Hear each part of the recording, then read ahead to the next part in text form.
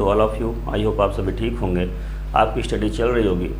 आज हम लोग स्टार्ट करने वाले हैं क्लास 12th इलेक्ट्रोस्टैटिक्स। इलेक्ट्रोस्टैटिक में हम लोग सबसे पहले पढ़ेंगे चार्ज क्या होता है, जो कि आप लोगों ने 10th में थोड़ा बहुत पढ़ा होगा चार्ज के बारे में। और इलेक्ट्रोस्टैटिक में हम लोग ये भी पढ़ेंगे कि कूलाम का रूल क्या होता है, इसमें वेरियस टाइप्स ऑफ चार्ज होते हैं, अगर प्लेस होते हैं तो उनके कारण इलेक्ट्रिक फील्ड क्या होती है, मैग्नेटिक फील्ड क्या होती है, सारी चीज़ें हम लोगों को इसमें पढ़ना होगा। तो आइए चैप्टर बाय चैप्टर हम लोग स्टार्ट करते हैं। इलेक्ट्रिक चार्ज, इलेक्ट्रिक चार्ज की डेफिनेशन क्या होती है, तो आइए नोट करते हैं।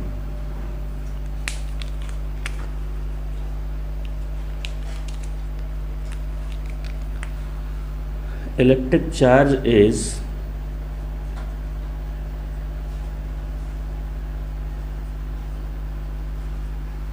is the property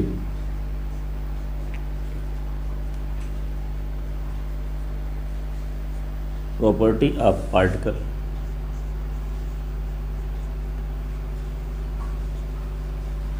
by which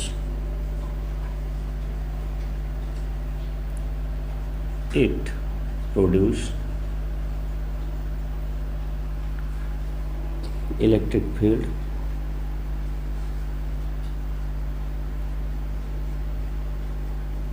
and magnetic field। आपको समझ में आ गया होगा कि electric charge is the property of particle by which it produce electric field and magnetic field. मतलब इलेक्ट्रिक चार्ज एक तरह से ये प्रॉपर्टी ऐसी प्रॉपर्टी होती है जिसके कारण वो किसी पार्टिकल के द्वारा इलेक्ट्रिक फील्ड और मैग्नेटिक फील्ड जनरेट होती है या उत्पन्न हो सकती है। अब इसमें कुछ पॉइंट्स हैं, उसको हम नोट डाउन करेंगे। First point is it is denoted by Q. Electric charge किससे डिनोट होता है? क्यू। कभी कभी स्मॉल क्यू से भी डिनोट करते हैं, तो दोनों हो सकते हैं, ठीक है। नेक्स्ट क्या होता है? Unit of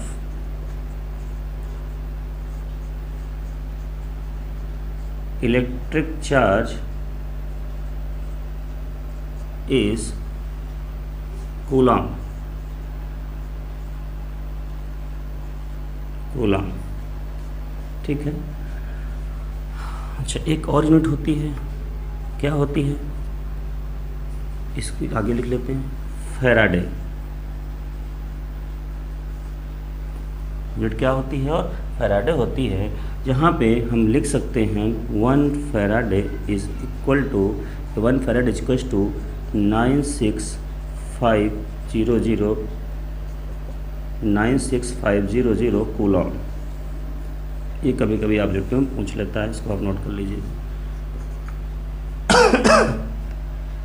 next point, if there are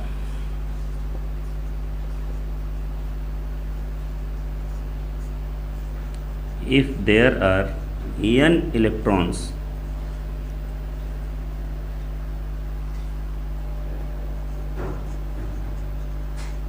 then charge Q is equal to n into E। हम ये रिप्रेजेंट कर सकते हैं। मतलब कैसे? अगर हमारे पास n नंबर ऑफ इलेक्ट्रॉन्स हैं, 1 इलेक्ट्रॉन की वैल्यू होती है 1.6 × 10⁻⁻19 कूलॉम। अगर हमारे पास n नंबर ऑफ इलेक्ट्रॉन्स हैं तो हम उसमें टोटल चार्ज कितना होगा ये बता सकते हैं। तो यहाँ पे Q is equal to number of electrons is n into E।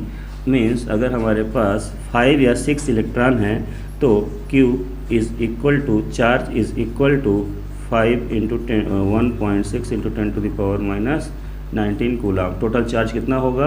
5 × 1.6 × 10⁻⁻19 Coulomb. मतलब अगर हमारे पास नंबर ऑफ इलेक्ट्रॉन है, सिंगल इलेक्ट्रॉन है, वो भी एक चार्ज होगा, ठीक है। क्यों? क्योंकि n की वैल्यू अगर हम यहाँ पे 1 पुट करते हैं तो वो भी एक चार्ज ही होगा। 2 पुट करते हैं तब भी एक चार्ज क्रिएट होगा, 3 होगा, मतलब एज सो ऑन। आप नेचुरल नंबर कुछ भी पुट करेंगे यहाँ पे वो चार्ज को ही फॉर्म करेगा, ठीक है। 0 नहीं हो सकता n की वैल्यू, क्यों? अगर 0 आप पुट कर देंगे तो यहाँ पे वैल्यू 0 हो जाएगी, जो चार्ज 0 हो जाएगा। इसके कारण यहाँ पे 0 को पुट नहीं करना है आपको, इसको आप नोट कर लीजिए। चार्ज के बारे में, चार्ज क्या होता है, उसका क्या हम कैसे डिनोट करते हैं, उसका यूनिट क्या होता है, और वो Q=N×E ये फार्मूला कैसे प्लेस होता है। अब एक चीज़ और आप नोट कर सकते हैं, यहाँ पे अगर कभी कभी क्वेश्चन में पूछ सकता है कि आपको number of electrons find out करिए, तो आप नंबर ऑफ़ इलेक्ट्रॉन्स N=Q/E फार्मूले से निकाल सकते हैं। E की वैल्यू आपको पता है 1.6 × 10⁻⁹ कूलाम होता है। अगर क्वेश्चन पे आपको चार्ज मेंशन कर दिया जाए तो आप उसका इलेक्ट्रॉन्स निकाल सकते हैं। ओके, इसको आप नोट कर लीजिए। आगे बढ़ते हैं।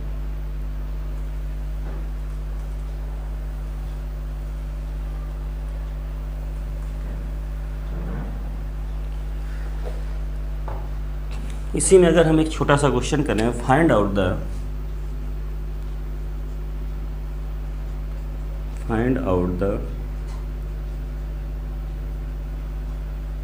नंबर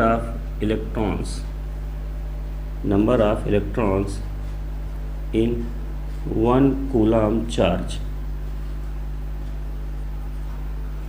ठीक है। Find out the number of electrons in 1 coulomb charge. Question बहुत छोटा है लेकिन ये कभी कभी पूछ लिया जाता है। तो आपके पास Q चार्ज कितना है, चार्ज = 1 कूलाम, एंड आपको ये मालूम होता है E की वैल्यू कितनी होती है 1.6 × 10⁻⁹ कूलाम। आपको ये बताना है कि 1 कूलाम चार्ज में कितने इलेक्ट्रॉन प्रेजेंट होंगे। तो आपको पास फार्मूला होता है Q=N×E, वेयर N=Q/E। आप इस फार्मूले का यूज करके आंसर निकाल सकते हैं। Charge is 1 coulomb upon electron is 1.6 × 10⁻⁹ coulomb. यहाँ पे आप इसको सिंप्लीफाई करेंगे, N=10⁻⁻⁹ क्या है, ये अब जाएगा न्यूमरेटर में जाएगा, तो 10⁻+ होगा अपॉन 1.6। इसको सिंप्लीफाई करेंगे, हमने 10 को रिमूव कर लिया एंड 10⁻18 अपॉन 1.6। अब 1.6 से जब हम डिवाइड करेंगे तो आई थिंक ये 6.25 × 10⁻18 इलेक्ट्रॉन, इतने इलेक्ट्रॉन की संख्या number of electrons find out होगी। तो ये एक मोस्ट इंपॉर्टेंट क्वेश्चन है, कभी कभी डायरेक्टली पूछ लेता है how many number of electron in 1 coulomb charge, that is 6.25 × 10⁻18 electrons. Okay, इसको आप नोट कर लीजिए।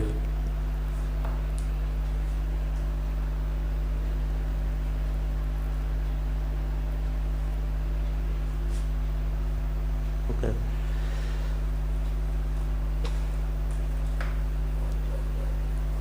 अब आते हैं हम लोग इलेक्ट्रॉन्स के टाइप्स क्या होते हैं। इलेक्ट्रॉन्स के टाइप्स कितने प्रकार के होते हैं भाई। तो यहाँ पे how many types of charge, तो सबसे पहले पढ़ेंगे types of charge.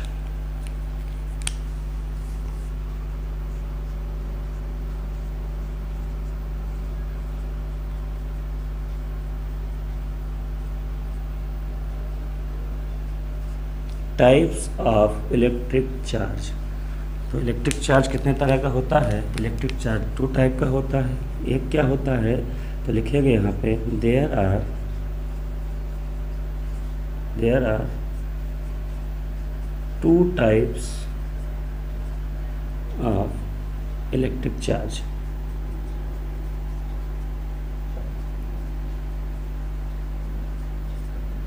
First is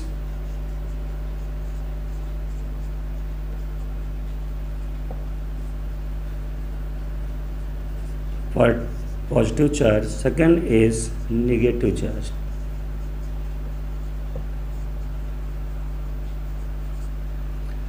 positive charge and negative charge, I think आप लोग इसको सब पढ़ चुके हैं 10th में। पॉजिटिव चार्ज क्या होते हैं, नेगेटिव चार्ज क्या होते हैं, तो 1 by 1 हम लोग समझते हैं। पॉजिटिव चार्ज क्या होते हैं, आप इसमें नोट करिए।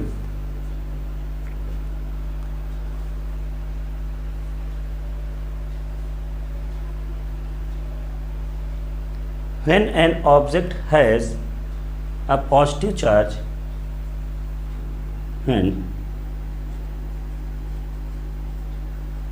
an object has a positive charge,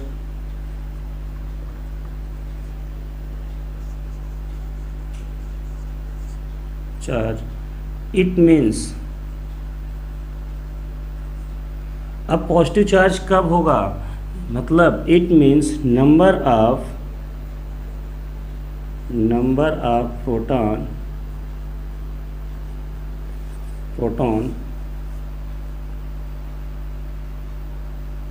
greater than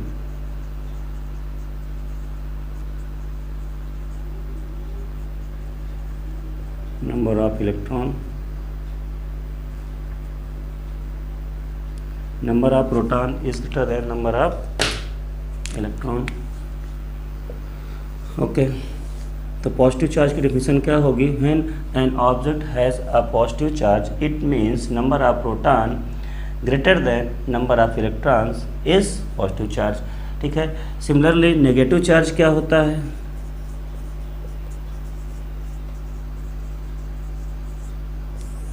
negative charge when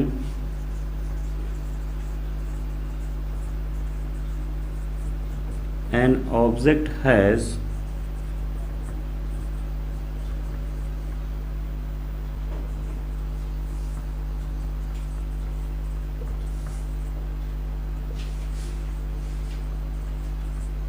charge, it means number of electron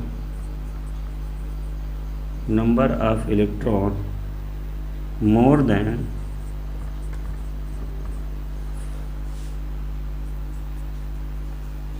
number of proton। ठीक है, आप इसको समझ गए होंगे सारी डेफिनेशंस क्या होती हैं।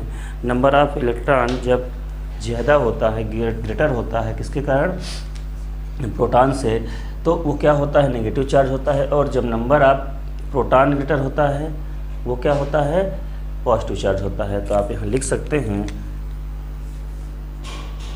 And proton greater than electron and when proton less than electron, proton greater than electron that is positive charge, proton less than electron that is negative charge.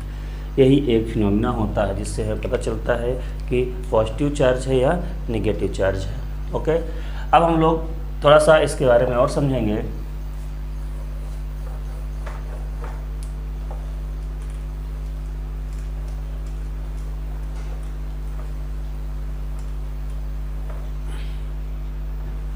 जैसे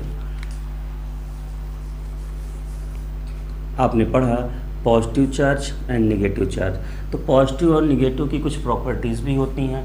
पॉजिटिव और नेगेटिव की प्रॉपर्टीज़ हम लोग समझते हैं। तो when two similar charge are placed plus and plus then they repel to each other, मतलब same charge या like charge are repel to each other. Suppose that minus and minus also repel to each other।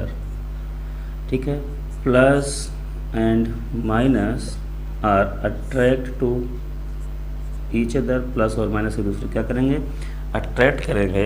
यहाँ पे हम note कर सकते हैं like charge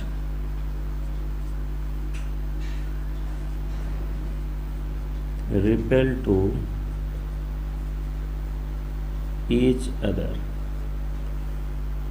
ये भी वही प्रॉपर्टी होगी, like charge to repel to each other. Unlike charge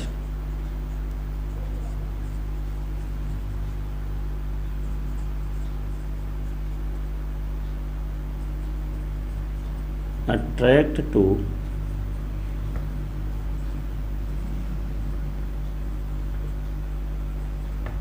each other. Unlike charge क्या करेंगे, एक दूसरे को अट्रैक्ट करते हैं। तो ये क्या है, प्रॉपर्टीज ऑफ चार्ज है। चार्ज क्या होता है, चार्ज की प्रॉपर्टीज़ क्या होती है, ये बेसिकली आपको बिल्कुल पता होना चाहिए।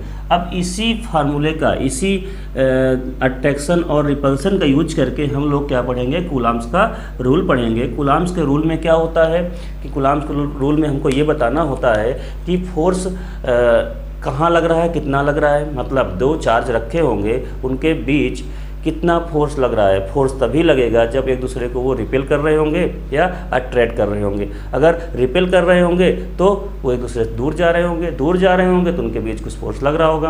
अगर अट्रैक्ट कर रहे होंगे तब भी उनके बीच एक फोर्स लग रहा होगा जो अट्रैक्शन फोर्स होगा। तो हमें उस फोर्स को कैलकुलेट करना होगा, जो मोस्ट इम्पॉर्टेंट है। आपके पूरे चैप्टर में इस फोर्स को कैलकुलेट करना बार बार आएगा। तो ये फोर्स हमें कैलकुलेट करना है कि ये क्या, आखिर इसकी वैल्यू क्या है, ये फोर्स किस किस पे डिपेंड करता है। तो हम लोग आगे पढ़ेंगे कूलाम का नियम। कूलाम के नियम में हम लोग पढ़ने वाले हैं कि ये फोर्स कैसे वर्क करता है, कैसे इसका डेरिवेशन होगा। तो इसके बाद हम लोग देखते हैं कूलाम का नियम। ओके, आते हैं कूलाम के नियम में।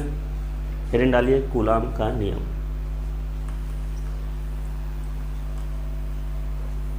हम रूल के बारे में पढ़ेंगे। कूलाम रूल क्या होता है। तो कूलाम रूल के लिए सबसे पहले हमारे पास कुछ चार्ज होने चाहिए। हमने सपोज दैट एक चार्ज यहाँ प्लेस किया, सेकंड चार्ज ये, दोनों चार्ज क्या हैं, लाइक चार्ज हैं। दोनों के बीच का डिस्टेंस r है। ये दोनों चार्ज एक दूसरे क्या करेंगे, रिपेल करेंगे। ये हमने पढ़ लिया है कि रिपेल क्यों करते हैं। अगर यहाँ पे दोनों चार्ज प्लस एंड माइनस कुछ ऐसे होते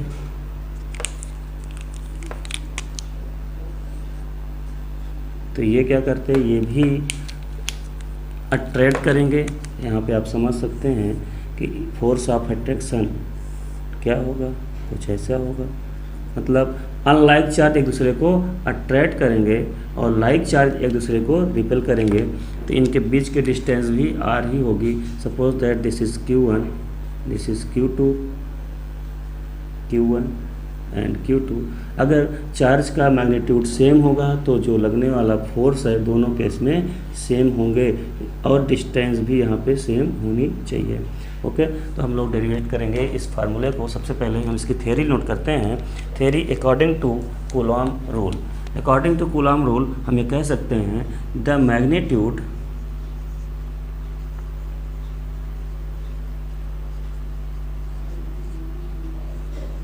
of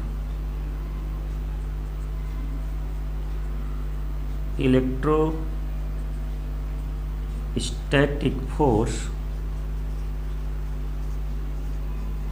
of attraction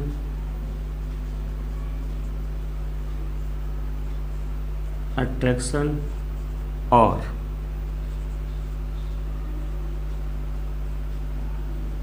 repulsion between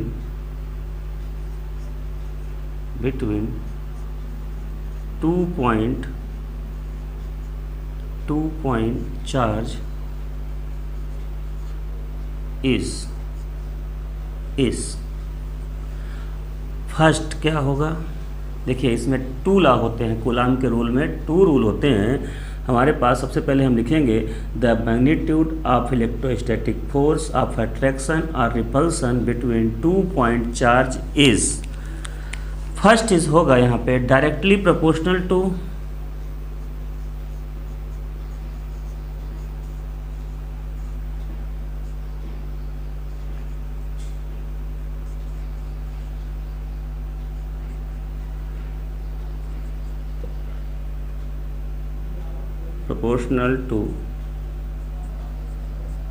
the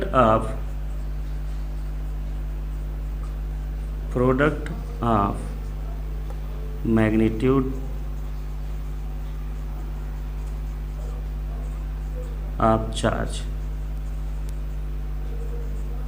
मतलब क्या हुआ, सपोज दैट ये जो फोर्स लग रहा था वो क्या था, F, और F की वैल्यू क्या होगी, proportional to magnitude of charge, मतलब Q1 इंटू Q2।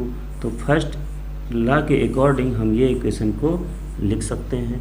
इसी के जस्ट नीचे ये इक्वेशन आप नोट कर लीजिए।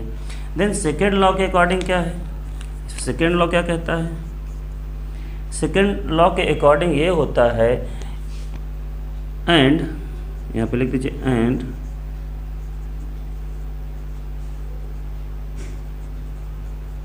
इनवर्सली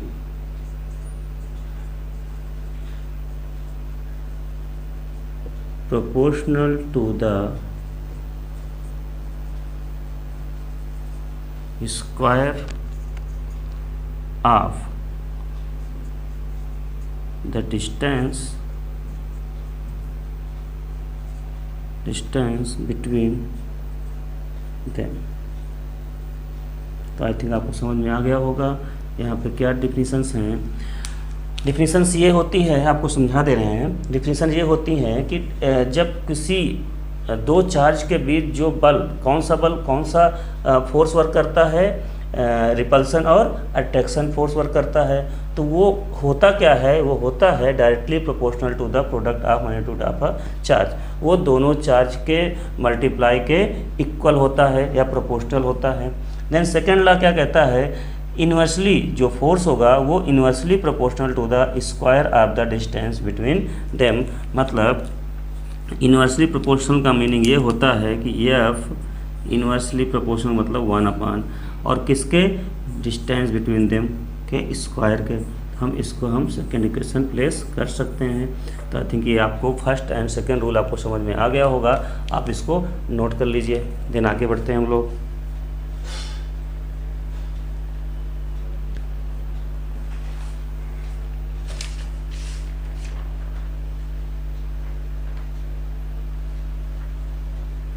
ओके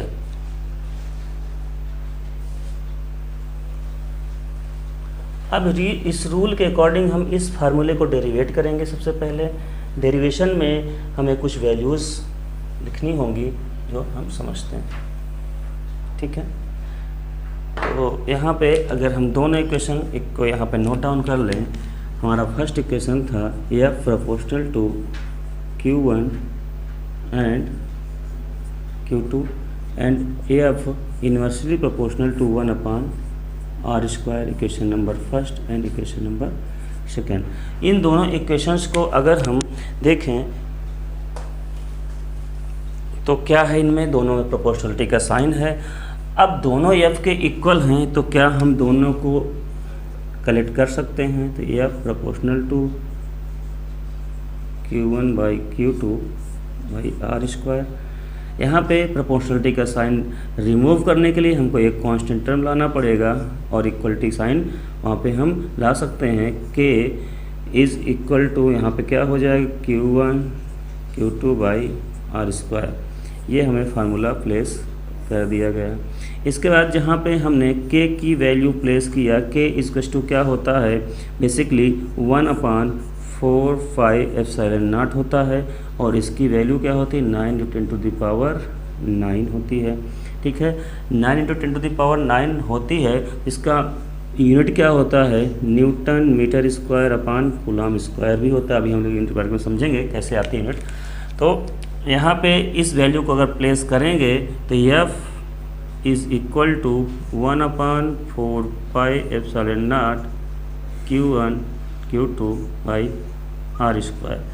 ये आपने वैल्यू प्लेस कर दी, और आपका यही जो फोर्स आ रहा है अट्रैक्शन और रिपल्सन फोर्स, वो क्या होगा, F इक्वल टू 1/4πε0 Q1/Q2/r²। यहाँ से इसका डेरिवेशन फिनिश होता है। अगर हम इसमें 1/4πε0 की वैल्यू पुट कर देते हैं तो ये वैल्यू होती है F is equal to 9 × 10⁹ Q1/Q2/r²।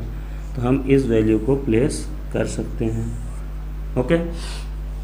अब हमें इसमें मोस्ट इम्पॉर्टेंट एक चीज़ क्या है कि यूनिट्स क्या होती है इसकी। तो यूनिट्स आप नोट डाउन कर सकते हैं। यूनिट्स क्या हो सकती है, यूनिट्स फोर्स की यूनिट्स आपको मालूम है। फोर्स की यूनिट, तो यूनिट ऑफ फोर्स क्या होती है, वो तो न्यूटन होती है। न्यूटन तो यूनिट ऑफ फोर्स हो चुका है, बट यहाँ पे हमें बेसिकली K का यूनिट और ε0 का यूनिट फाइंड आउट करना है। सबसे पहले आप इतना नोट कर लीजिए, इसके आगे हम लोग पढ़ते हैं।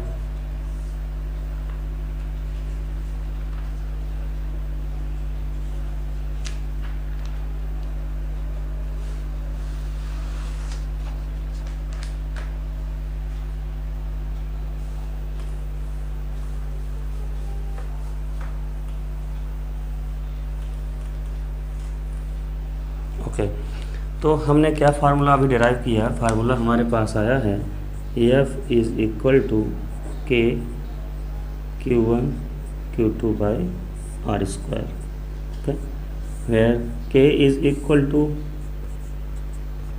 1/4 pi epsilon naught and 1/4 pi epsilon naught is equal to 9 into 10⁹9। ये वैल्यू हमने फाइंड आउट किया था।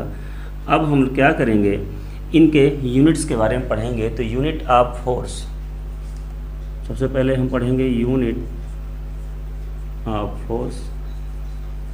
तो ये तो आपको बेसिकली पता ही होता है, क्या होता है, न्यूटन होता है। यूनिट ऑफ फोर्स न्यूटन होता है। तो हम यहाँ पे पढ़ने वाले हैं unit of K. Unit of K का यूनिट कैसे फाइंड आउट करेंगे। तो के का यूनिट फाइंड आउट करने के लिए हमारे पास एक फार्मूला होता है F equals to K Q1 Q2 by R square. Here K is equal to F R square by Q1 and Q2। अब के की यूनिट अगर फाइंड आउट करना है तो यहाँ पर हम लिखेंगे unit of K is equal to, right side में भी यूनिट को प्लेस कर दीजिए। राइट साइड यूनिट मतलब ये होगा न्यूटन, ये क्या होगा, डिस्टेंस है मीटर स्क्वायर अपान चार्ज है कूलाम, फिर से दूसरा चार्ज है कूलाम। हमारे पास यूनिट आएगी newton metre square upon coulomb square. तो यूनिट ऑफ के क्या होगा, newton metre square upon coulomb square. अब आपको यहाँ पे डायमेंशंस भी आप बता सकते हैं। अगर डायमेंशंस की बात करता है तो डायमेंशन क्या होगी ये आप बता सकते हैं। न्यूटन के लिए आपने फर्स्ट ईयर में पढ़ा होगा MLT-1। MLT-1 आपको बार बार फर्स्ट ईयर में पढ़ाया गया होगा कि इसकी यूनिट आपको याद रखनी है MLT-1। अगर ये नहीं समझ में आता तो इसको मैं समझा रहा हूँ। जैसे आपका फोर्स होता है, फोर्स क्या होता है, मास इनटू एक्सेलरेशन होता है। मास के लिए हम लोग डायमेंशन यूज करते थे m का। अब यहाँ पे एक्सेलरेशन होता था, एक्सेलरेशन क्या होता है, डिस्टेंस अपान वेलोसिटी अपान टाइम। तो वेलोसिटी का होता था LT-1 और टाइम का फिर से आ जाएगा तो यहाँ पे LT-2 हो जाएगा। तो एक्सेलरेशन का LT-2 पुट करेंगे और मास का m पुट करेंगे MLT-2। MLT-2 होगा क्या यार,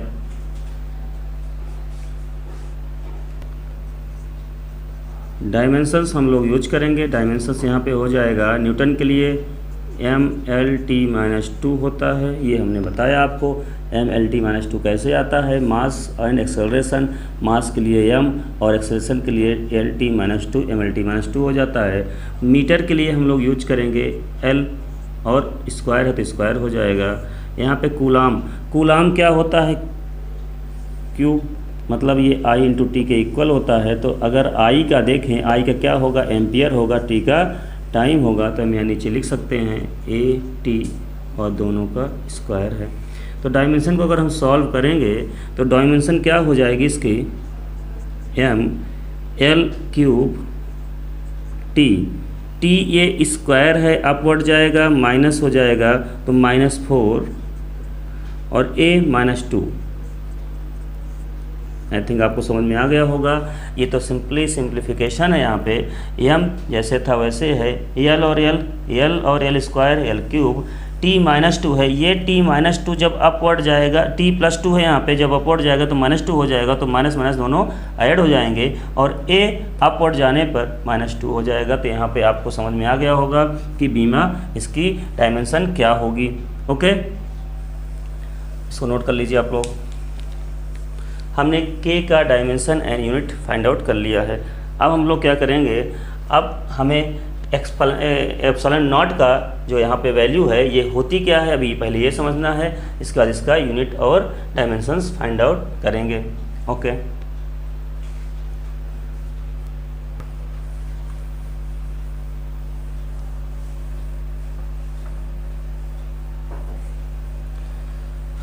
अब हम लोग पढ़ेंगे unit of unit of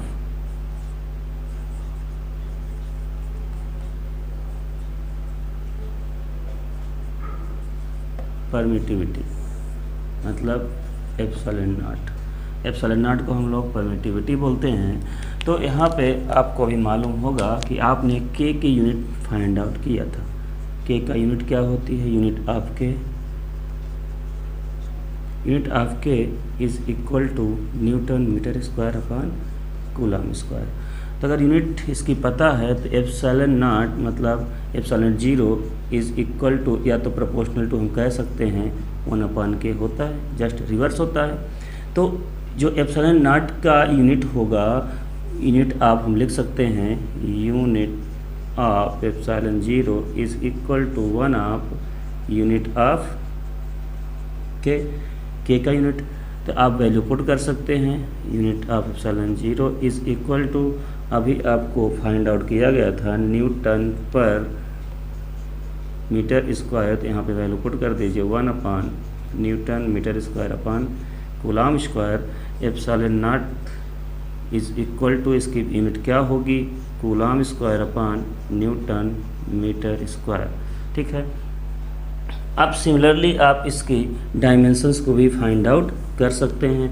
dimensions कैसे फाइंड आउट करेंगे? आपको अभी बताया गया था कि एप्सिलॉन के की जो डायमेंशंस होती है तो क्या होती थी? ml³ ml3 t-4 a-2। तो यहाँ पे आप लिखेंगे epsilon naught dimension of epsilon zero is to 1/k, या डायमेंशन ऑफ के। ठीक है, आप लिख सकते हैं 1 वैल्यू क्या आई थी? ml³ t-4 a-2 मीन्स इसको आप डायरेक्शन में ले जाएंगे, न्यूमरेटर में ले जाएंगे, m-1 यहाँ पे आएगा l-3 t4 a2। तो ये इसकी एप्सिलॉन की डायमेंशन, और ये मोस्ट इम्पोर्टेंट है, आपसे ऑब्जेक्टिव में इसको पूछ लिया जाता है बार बार, तो आपको इसको बिल्कुल रट कर रखना है। डायमेंशन ऑफ के, डायमेंशन ऑफ एप्सिलॉन जीरो, तो परमिटिविटी एंड डाइलेक्ट्रिक सबके कांस्टेंट, सबके आपको यूनिट और इसके डायमेंशंस पता होने चाहिए। तो कूलाम का नियम आपका यहाँ से फिनिश होता है। नेक्स्ट हम लोग आगे पढ़ेंगे, इसमें कूलाम के नियम के बहुत सारे जो फॉर्म होते हैं, हमें यहाँ पे कहाँ पे यूज करते हैं, ठीक है, उन लोगों को हम पढ़ेंगे। ठीक है, अब आगे हम लोग नेक्स्ट वीडियो मिलते हैं कूलाम के नियम के, और आगे कुछ क्वेश्चंस लेके आएंगे। क्वेश्चंस के बाद हम लोग इसमें और भी डेरिवेशंस करेंगे। देन हम लोग नेक्स्ट वीडियो मिलते हैं। Okay, thank you.